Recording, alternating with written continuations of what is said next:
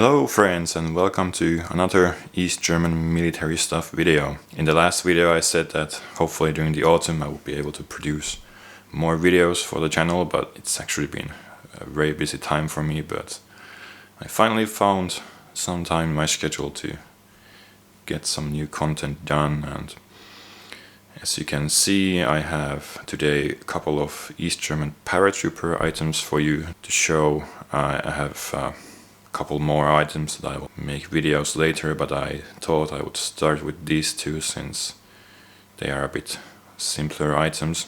And yeah, how about we start with the boots, because I actually know less about those and there's maybe less to say about them. So, of course, the average East German soldier would have received black leather jack boots, but the paratroopers, as in many other militaries around the world, they received their own shoes, and in East German military they received these boots with shoelaces at the bottom and then these two buckles at the top of the boot. And these were issued to the paratroopers and also to the reconnaissance troops, possibly. And the model of boot I have here is the last model, to my knowledge, that was produced before the East German state ceased to exist. And yeah, it is made from leather. I would say a bit thin and cheap leather, since these are from the end of the existence of DDR, so they were cutting costs on everything. Even on these boots that were supposed to go to the best of the best troops that there were, like even for those guys they had to cut down the costs of production. So yeah, with cheap leather, and the sole is made from this plastic or rubber mold with this quite shallow pattern, and the sole is flat, so I suppose that helps with dampening the jump from the aircraft, or when you land, I mean with the parachute. Yeah, very shallow pattern here. You have a size marking here, which is 28.5. East Germany had their own shoe size system, so this would correspond to about 42 in European size, so that is quite small or middle or average foot size. And I actually wear size 41 or 42 shoes myself, and these fit me just fine. I think my Finnish feet is a bit wider than the average, so usually Finnish shoes that are 41 size are just right, but then foreign shoes like this have to be a bit bigger. And yeah, more about the construction. There is a steel cap here in the front, and as you can see, it has taken a bit of a hit at some point. I received these boots in this condition, so it has happened probably at some point during the storage.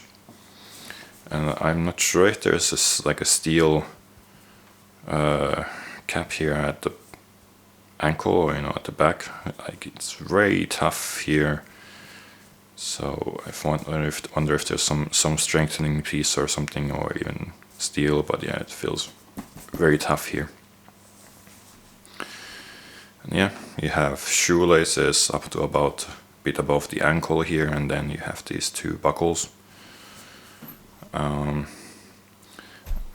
Here is the counter on the other side. So basically how these work is you put this tongue through these two D-rings, and then the tongue goes through one of the D-rings, and there's basically just friction keeping it tight, and it actually works, but yeah, quite an unusual system.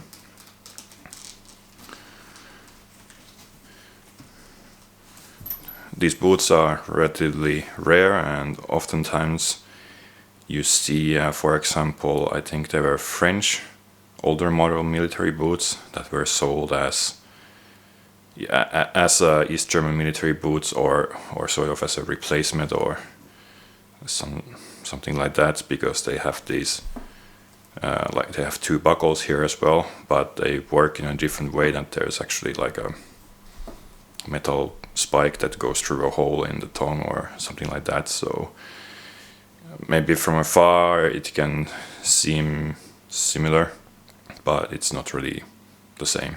So, and East Germany also produced another type of boot that's a bit similar. It's the pilot boot, but that's also clearly different than this one, because on that one the shoelaces go all the way up, and on the inner side of the boot you have a zipper here that goes really low. So, well, the zipper is the dead giveaway, so if it has a zipper then it's a pilot boot. Otherwise the pilot boot, what I've seen from pictures, it looks quite similar. The materials look very similar, the sole is similar, or the bottom of the boot. Sorry, I'm not very knowledgeable on shoe terminology. But yeah, here's the inner side of the shoe. Like, you have this brown inner leather, and as you can see there are like two layers of leather here. So you have this inner brown leather layer and this outer black layer. And this front part of the boot is like very thin leather. It's maybe about 1 millimeter or so. I don't think this would last hard use for very long at all. Yeah, where all these boots do have quite a cheap feeling to them. Maybe the boots that were made earlier in 70s and so on, like maybe they were a bit better quality than this.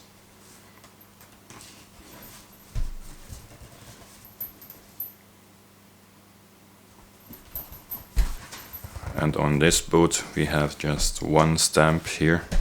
On inside the boot we have 28.5 and 2 and 1, 2, 3.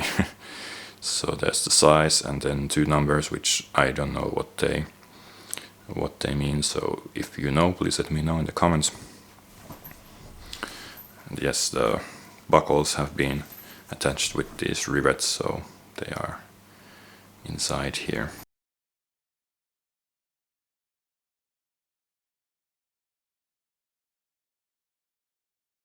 These boots were usually delivered in like a square-shaped cardboard box, which I think I did receive when I bought these off of eBay, but unfortunately that box has been lost to time. But yeah, there was just nothing really on the box. It was just cardboard that seemed very cheap quality, so it probably, yeah, was the original box. And unfortunately on this right foot boot there has been a bit of rust that has gotten to the metal parts. If my camera would, there we go. Yeah, there's a bit of rust on these rings, unfortunately. But at least this left foot boot is still has retained the color, so these are still black. And there is no damage on the front, on the steel cap. And also on the left foot boot inside here we do have the classic NVA stamp, or well, at least the NVA letters are the same, but then we have Roman numeral 3, so that means the third quarter of the year, and the letter N, which is the year code, so in this case it's 1989. But then there's the Arabic numeral 4, which I'm not sure what it means. Again, if you know, please let me know in the comments. It would be cool to know what that 4 indicates. Maybe it's some production code or factory code, or who knows. And also we have the size stamp 28.5, then 8 and 1, 2, 5. So it would seem that at least these boots are red. Oops, sorry. So it would seem that these boots are like a pair that was made at the same time, since at least the 123 and 125, which seemed to indicate that they were produced very closely. And yeah, I almost forgot to mention that these late model boots have this round end here, and I believe the earlier boots had like a more like a square shaped, a more angled end here, maybe because those could attach to skis. At least that's why in Finnish boots there's been like these square ends that would fit into skis. But yeah, that was in the earlier model of boots, and I believe those earlier model boots also had different color of this rubber sole or bottom, how do you call it? And yeah, the information that I'm blathering about the boots and the berets, it's based on this book, so one Himmel auf die Erde ins Gefecht. Oh yeah, and one last thing, that yeah, I bought this off of eBay about 2012, and it would seem that these boots are quite rare now, or at least they come up for sale quite rarely. I'm not sure why, because the berets you can find pretty much all the time, like a few of them are in eBay constantly. But I don't know, maybe the boots are just, it's hard for non-collectors to tell like what they are exactly, like it's just like another leather boot, so unless you spot the NVA stamp and you know what that means, then you cannot really figure out that these are special boots for special forces that were produced in small numbers. But yeah, I think I paid about 100 euros or a bit more for these in about 2012, so I think these have increased a bit in value, but yeah, maybe not crazily much, but yeah, some value increase. Then we get to the field service beret, so it's obvious it's like this dark gray color, or Steingrau, or stone gray as it's called in German. And this is for soldiers or enlisted men, I guess it's the proper term. So we have this smaller badge here on the front, East German cockade, and officers would have the much wider emblem, emblem, I believe it's the word, like emblem here in the front. And both types of beret have this Paratrooper badge here on the left side, and on both sides we have these ventilation holes and also the seam here. So basically the beret is composed of 3 pieces of this wool fabric, or I think it's wool, probably wool mixed with something else. It feels a bit cheap again, a bit similar to the field cap material, but yeah, probably wool mixed with something else. But yeah, you have these 2 ventilation holes on both sides, nothing really on the top. And then on the, well, more about the front still, there's this like strengthening piece here on the front left of the beret. So there's like some I think it's just more layers of fabric here that makes this a bit harder, so it will look sharper when you wear it. And yeah, the gray beret came into use in the 1960s, and from about 1962 to 1969 it was also worn in parades and basically in all occasions. But then afterwards they adopted the orange beret, which is very very distinctive, like very easy to spot, and yeah, then that was used for parades, but this gray beret was used in field service. And yeah, it's pretty cool to see pictures of these German paratroopers in exercises, like wearing camouflage and whatnot, and wearing berets, since they didn't really like the steel helmets, at least, that were issued later on, since those were quite heavy. Yeah, then on the inside, the initial model of the beret was produced in like very size specifically, so you had size 56, 57, 58, so on. That was produced until the mid 1970s, I believe the book said. And then later they started to produce this beret model, which has this adjusting strap in the back, so you can make it a bit wider or tighter as you wish. And this was produced in 3 different sizes, so size 1 would be the smallest, size 2, as in here, is the middle one, and then size 3 is the biggest. And yeah, on the inside, this inside layer is like this black polyester, I presume, or plastic based fabric. We have a wash stamp here, or more like do not wash.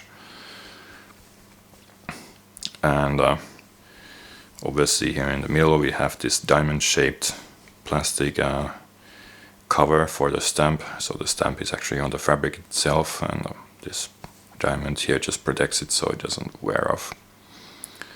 Yeah, we have NVA on the top, East German military, 1-N, so here it's like normal number 1, which means the quarter of the year, so first quarter of, again, N, so 1989. We have BETR NR, so I believe it's Betriebsnummer, so maybe it's some kind of production code, or yeah, not exactly sure. I've seen this same code on many berets, so maybe it's some kind of factory code. And yeah, then the size, so size 2, so this is good until about size 58 maybe. I have a large hat size, about 60, and this beret is too small, so yeah.